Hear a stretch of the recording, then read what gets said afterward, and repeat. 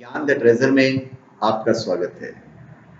और हम आपको बताएंगे कि मनुस्मृति के हिसाब से 5 ऐसे स्थान हैं जहां पर हमसे अनजाने में ही जीव हत्या हो जाती है, हम कुछ नहीं कर सकते। और उन पापों से बचने के क्या उपाय हैं वो मैं आपको बताने जा रहा हूं, जहां तक हो सके हम उन पापों से बच सकते हैं। हिंदू धर्म में मनुस्मृति का विशेष महत्व है। इस ग्रंथ में जीवन को सुखी और संस्कारी बनाने के लिए अनेक सूत्र बताए गए हैं। इस ग्रंथ की रचना महाराज मनु ने महर्षि भृगु के सहयोग से की थी। ऐसी मान्यता है कि इस ग्रंथ में लाइफ मैनेजमेंट से जुड़े अनेक सूत्र बताए गए हैं। रचना के बारे में वापस बता देता हूं। इस ग्रंथ की रचना महाराज मनु ने महर्षि भृगु के सहयोग से की थी। इस ग्रंथ में लाइफ मैनेजमेंट से जुड़ी सारी चीजें हैं जो आज भी बड़ा स्टिक बैठता है। मनुस्मृति में ऐसी अनेक गुप्त बातें बताई गई हैं जिन्हें हम नहीं जानते या नहीं समझ पाते हैं। मनुस्मृति के अनुसार हमारे घर में 5 ऐसे स्थान होते हैं जहां जाने अनजाने में हमसे जीव हत्या हुई जाती है। ये 5 स्थान कौन से हैं इसकी जानकारी मैं आपको बताता हूं। पहला, चूल्हा या वह स्थान जहां खाना पकाया जाता है। चूल्हे पर भोजन पकाया जाता है। इसके लिए चूल्हे को लकड़ी, कोयले, कंडे या गैस जैसे ईंधन के माध्यम से जलाते हैं। इन लकड़ी, कोयले, कंडों आदि की में असंख्य सूक्ष्म जीव होते हैं। अगर आप लकड़ी पे या किसी चीज पे खाना बनाते हैं जो चूल्हे की अग्नि में जल जाते हैं। इसके अलावा अगर आप गैस वगैरह पे बना रहे हैं तो जितनी दूर तक चूल्हे की ताप जाती है वहां तक के सूक्ष्म जीव भी मर जाते हैं। वर्तमान में चूल्हे का स्थान स्टोव और गैस चूल्हे ने ले लिए, तो भी उसके जो भाप से जो छोटे छोटे कीटाणु होते हैं जो हमें नहीं दिखते हैं वो मरते ही हैं। चक्की या वह स्थान जहां अनाज पीसा जाता है। पहले के समय में घर घर में चक्की होती थी जिसे हाथों से घुमाकर अनाज जैसे गेहूं, दाल, मसाले आदि पीसे जाते थे। वर्तमान समय में शहरी क्षेत्रों में चक्की का प्रचलन लगभग समाप्त हो गया है। ग्रामीण क्षेत्रों में ही इसका उपयोग होता है।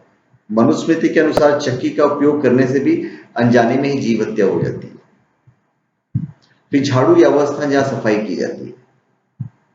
मनुस्मृति के अनुसार झाड़ू लगाने से में भी अनजाने में ही जीव हत्या हो जाती है। जब हम झाड़ू लगाते हैं तो फर्श पर न जाने कितने सूक्ष्म जीव रहते हैं जिन्हें हम देख नहीं पाते, और झाड़ू लगाते समय हमसे जीव हत्या हो जाती है। फिर आज भी गांव में उखल, मुसल या वह स्थान जहां पे धान कूटा जाता है। उखल या उसल का उपयोग लगभग समाप्त हो गया है। सुदूर ग्रामीण क्षेत्रों में कहीं कहीं इसका उपयोग होता है। इसका इस्तेमाल अनाज की सफाई के लिए किया जाता है। जब मुसल से उखल में रखे जाने पर अनाज पर वार किया जाता है तो इसमें सूक्ष्म जीवों की हत्या होती है। इवन आज जो मशीन हम चलाते हैं तो मशीनों से जो सूक्ष्म जीव होते हैं वो मरता ही मरता है। फिर जल कलश या वो स्थान जहां पानी रखा जाता है। जिस स्थान पर पानी रखा जाता है वहां पर्याप्त नमी होती है। ऐसे स्थान पर भी सूक्ष्म जीव पनपते हैं। इस स्थान पर पानी भरते समय या साफ सफाई करते समय अनजाने में ही हमसे जीव हत्या का पाप हो जाता है। अभी यह है कि जीव हत्या के पाप से बचने के लिए हम क्या उपाय करें। मनुस्मृति के अनुसार इन 5 स्थानों पर अनजाने में हुई जीव हत्या के पाप से बचने के लिए गृहस्थ जीवन जीने वालों को 5 महायज्ञ करने चाहिए। ब्रह्मयज्ञ, देवयज्ञ, भूतयज्ञ, पितृयज्ञ और मनुष्य। अभी 5 जो महायज्ञ हैं क्या है वो। ब्रह्म यज्ञ क्या है। हर रोज वेदों का अध्ययन करने से ब्रह्म यज्ञ होता है। वेदों के अलावा पुराण, उपनिषद, महाभारत, गीता या अध्यात्म विद्याओं के पाठ से ही यज्ञ पूरा हो जाता है। यह न तो मात्र गायत्री साधना भी ब्रह्म यज्ञ संपूर्ण कर देती है।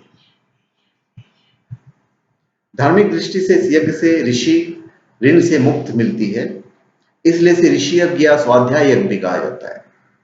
फिर देव यज्ञ, देवी देवताओं की प्रसन्नता के लिए हवन कराना देव यज्ञ कहलाता है। फिर भूत यज्ञ, कीट पतंगों, पशु पक्षी, कृमि या धाता विधाता स्वरूप भूतादि देवताओं के लिए अन्न या भोजन अर्पित करना भूत यज्ञ कहलाता है।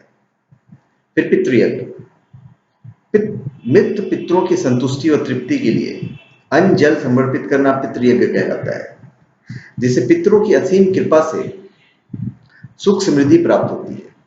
अमावस्या, श्राद्ध पक्ष आदि इसके लिए विशेष दिन है। फिर मनुष्य यज्ञ, घर के दरवाजे पर आए अतिथि को अन्न, वस्त्र, धन से तृप्त करना या दिव्य पुरुषों के लिए अन्नदान आदि मनुष्य यज्ञ कहलाता है। तो धन्यवाद। आप हमारे चैनल पे सब्सक्राइब करें और अपने कमेंट दीजिए। धन्यवाद।